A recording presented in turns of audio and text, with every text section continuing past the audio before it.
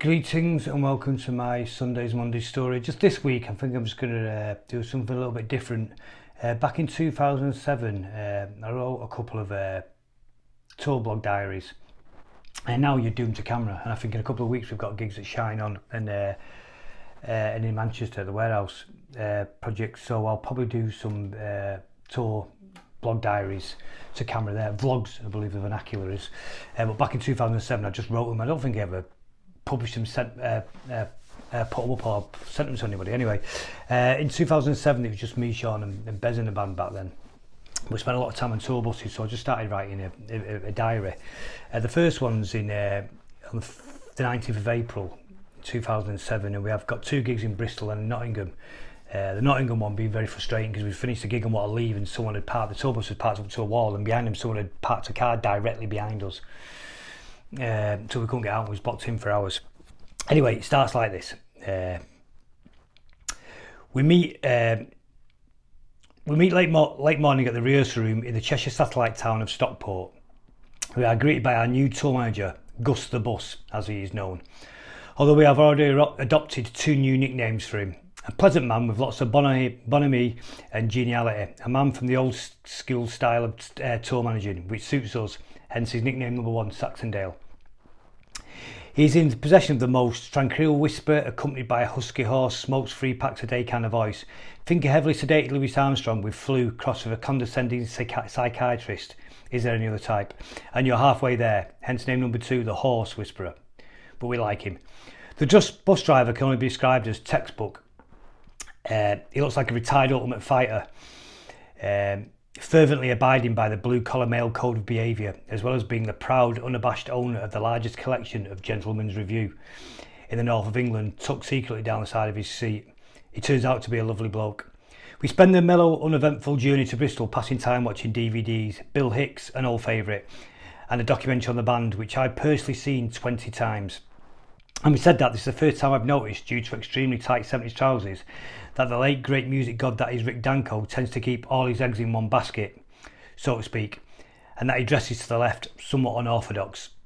That was something I had noticed on the previous 19 viewings. Unbelievable. We arrive at the venue for pre-production, basically a rehearsal in an empty room, and Julie noticed that situated next door is an Indian restaurant, result, and also next door to that a Chinese, Sean's favourite. Double good. Bit cheesy play on words, that, isn't it? Double good. Anyway, we finished rehearsing somewhat prematurely and bounced next door for our curry fix, only to be informed it was closed due to a private function. The out-of-towner's worst nightmare. To add insult to injury, the Chinese restaurant turns out to be a karaoke buffet. My two worst nightmares, buffets and karaoke. Very annoying. In the past we have struggled through wasteland, frozen wilderness and burning deserts to find a good curry house, and this one looked like a no-brainer. It felt like winning a gold medal at the Olympics only to fail a drugs test.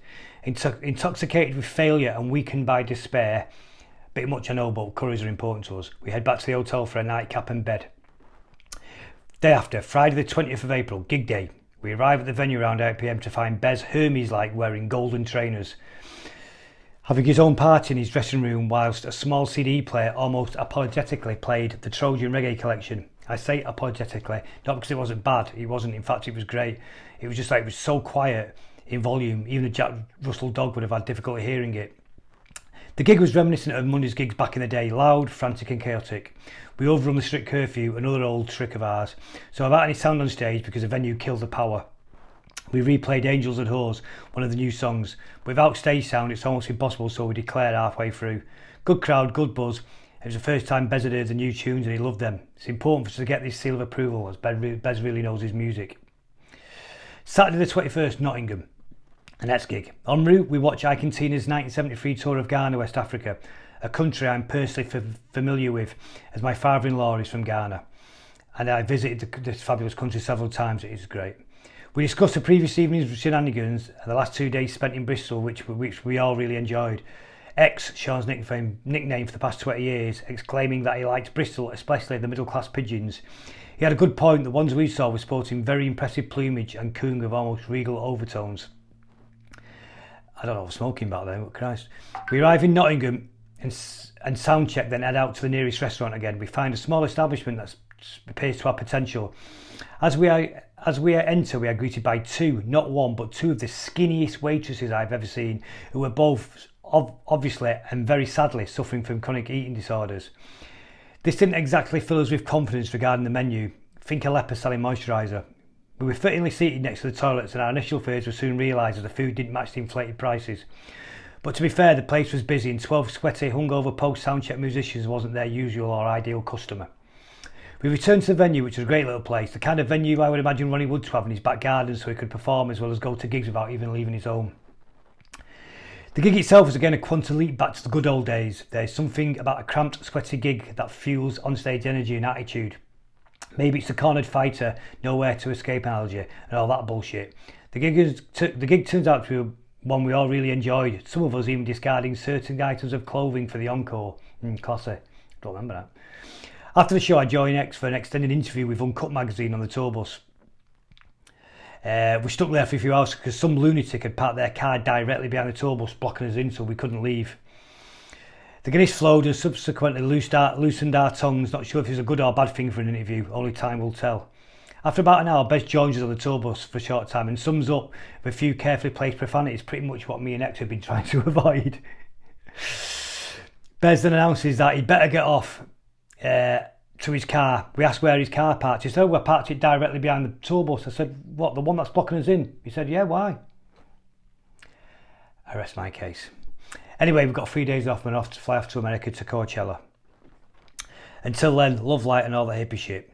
The next one's a few months later in August, still in 2007, and we've just done a gig in Edinburgh and we're off to Belgium on a tour bus. We finally depart Edinburgh around 4 AM and begin our overnight journey to Belgium. Fortunately, we are travelling in extreme comfort and style. Tour buses are incredible machines, some containing every luxury possible for a hard-working touring musician or even the most pampered Roman emperor.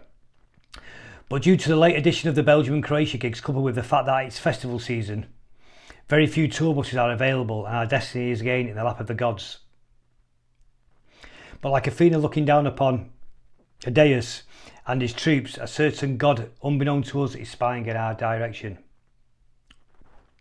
The Chili Peppers cancelled last minute and decide to fly during their UK tour, leaving a tour bus available, magnificent and luxurious for our leisure, pleasure and travel. Oh, and even some work. Parquet flooring, plasma TVs, 2 lounges, 2 bathrooms, queen-size bunks with individual TVs and Bang & Olufsen music systems. And a state-of-the-art kitchen, all of which wouldn't look out of place in a 5-star Manhattan loft apartment. Suddenly the 30-hour drive to Croatia doesn't seem so daunting. Is that what it was? We arrive in Belgium around 10 PM, stage time 12:15, just after midnight, and are greeted with a friendly looking boutique hotel tentatively balanced on the banks of an unnatural, picturesque looking river. The cobble streets are littered with families riding bikes that look older than the small, unassuming Gothic style church that is gently ringing its bells to announce our arrival. Yeah, as if. The mist is mischievously hovering over the river like a seasoned mugger in a doorway that gives the whole town a feeling that it's harbouring some very dark secret. All suggestions and accusations come spewing out from every member of our party at a flattering rate, mostly connected to World War II and Nazis and Germans, but this was just releasing tension after a long journey from the UK. Though my mind did wander for a minute to someone put... Well, no, I better not read that bit. Once our paranoia has lapsed, we all notice that just how beautiful the town is. We are received at the hotel reception by a man aged around 40, a lift-like character stretching to around 6 feet tall, sporting short hair that proudly displayed blonde highlights and a suggestive camp demeanour, which he only could be described as an ex-SS officer who had been a successful provincial hairdresser prior to the war. Someone behind me whispers, "Fucking hell, it's a Belgian Gaz Whelan," which I choose to ignore, of course. On my way up to my room, I think to myself, why is it that we Brits, as soon as we hit mainland Europe, resort to World War II gags? It's quite pathetic, really, isn't it? We meet in the bar for a cheeky pint before the gig. Behind the bar is the same man from reception, but this time he's sporting a bright white barman's apron and balancing a striped tea towel over his left forearm. Whilst he pours our drinks, he commentates in a somewhat stern-like manner on how Belgian beer is the best in the world and that English ale is shit. This couldn't be the polite individual who checked us in 10 minutes earlier, could have it? Or was it his alpha twin arrogant brother, Basil Van Volte? Either way, we race to finish our beers. Rob, our Salman and Scouser always wins. As we jump in the awaiting vehicle to take us to the festival site, only 200 yards away, it literally was literally right across from the hotel. The show goes well, but not as electric as a previous show in Edinburgh, though many do not fail to match up to Scottish shows. We all head back for our early night as the hotel bar is closed and all the staff are asleep. It's desolate. Or are they? A bit Scooby-Doo, but it was a bit eerie, it's a bit weird, if I remember well. After Welcome's night rest, I descend down to the dining room for breakfast and I'm greeted by a full turnout from our crew, very unusual. All are present and fully refreshed and ready for the 19-hour journey to Croatia. However, joy soon turns to sadness as I'm audibly assaulted by the sound of the Pet Shop Boys, I'm not a fan, escaping out the kitchen like a tooled-up prisoner of war, escaping the freedom with a promise of vengeance. Sorry, even I might now. As I park my bony butt in a vacant table, I noticed that there was only cold fare on offer, the old continental breakfast blag. But before I could moan, and I'm Olympic champion at this, I'm confronted by the breakfast waiter, a tall, blonde, camp, identical triplet. Surely not, it can't be.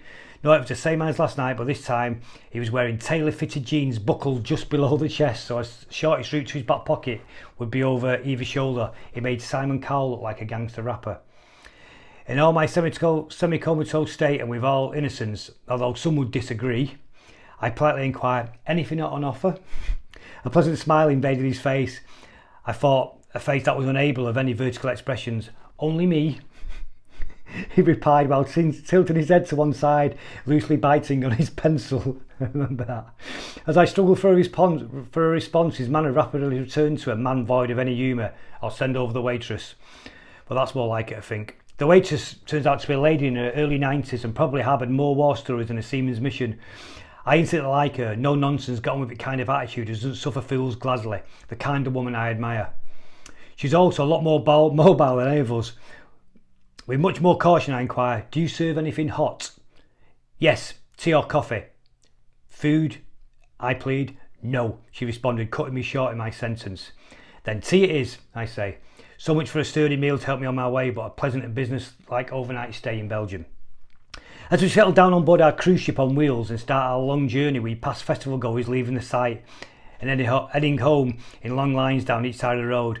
Most are head to toe in mud and are carrying rucksacks. I can't help but think that they look like defeated army returning from days of battle.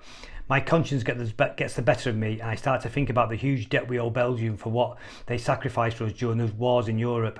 But I stop myself before all this starts to get too fucking Hollywood. We hit the motorway and I return to the present moment and happily join in with the orchestra of flatulence that is now playing amongst the cold breakfast Belgium Ale Club sitting around me. It's going to be a long drive. Next week I'll go back to the stories, but I just thought I'll throw a couple of them blogs in. Yeah, next week I might do a story and a bit of a blog and even some music. Anyway, until then.